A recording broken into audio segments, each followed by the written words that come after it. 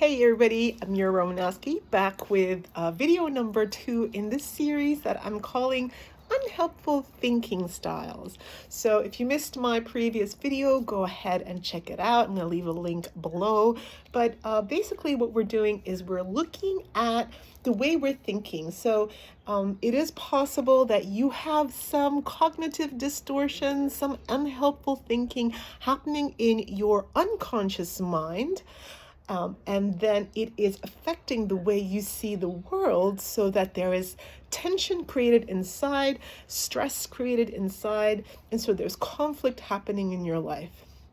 And when we have conflict inside, so when we have a thought that's creating a lot of tension, a lot of stress, a lot of anxiety, and I'm using these words specifically because we use them in our daily life, but do we know what stress means? Do we know what anxiety is? And so basically it's two conflicting thoughts in your mind, one that probably is in your unconscious mind and one in your conscious mind, and they're opposites, so they're not in alignment, and so you're not having a good day.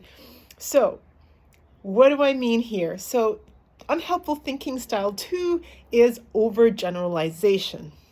So an example of this is taking one incident that happens and seeing a pattern out of that one incident and reflecting it onto other things. So for example, if I had a bad experience with somebody at Kohl's or Woolies and someone was just having a bad day, the sales clerk was having a bad day, and she didn't say good morning to me and she didn't say goodbye to me. She just put my stuff through and then sent me on my way. If I had this overgeneralization type of thinking, I would say that every woman who works in Woolworths is such a rude sales assistant, and I'm never going to shop in Woolworths again.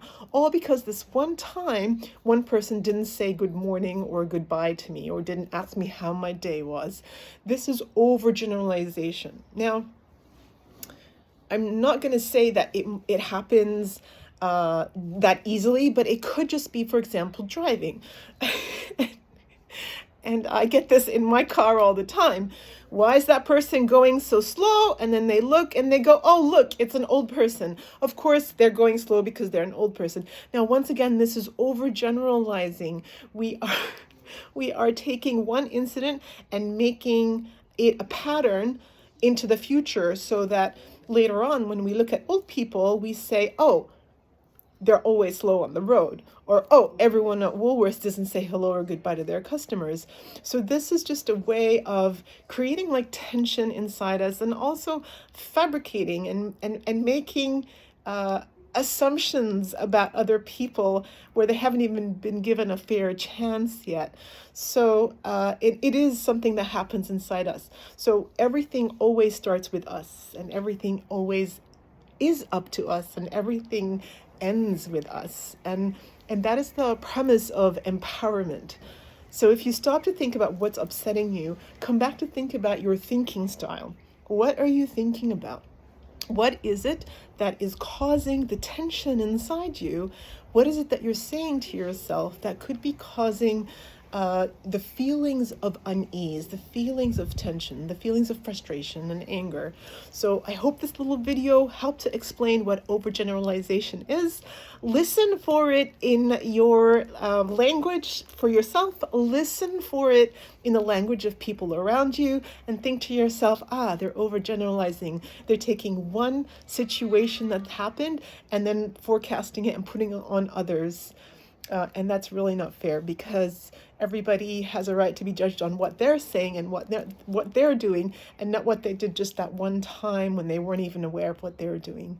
Thank you so much for joining me, everybody, and I'll see you in my next video.